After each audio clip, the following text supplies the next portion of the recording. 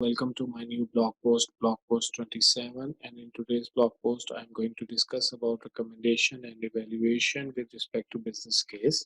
So let's start.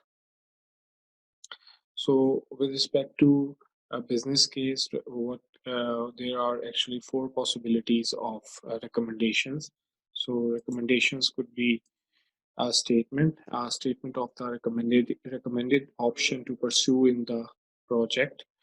It may include some items within the statement, and but they are actually not limited to analysis of the potential option, constraints, assumptions, risks, and dependencies for the potential options and various success measures.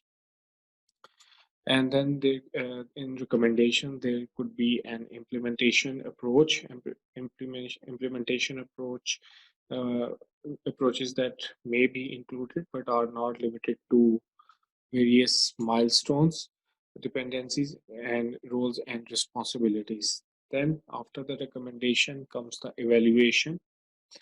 Basically, evaluation is a statement which is actually describing the plan for measuring uh, benefits the project will deliver. This should include any ongoing operational aspects of the recommended option beyond initial implementation. The business case document provides the basis to measure success and progress throughout the project lifecycle by comparing the results with the objectives and identified success criteria. So with this evaluation, the business case series is ended, and time has come for the star question. So the question is, the business case document provides the basis to measure, and there's a dash, like there's a fill in the blank throughout the project life cycle.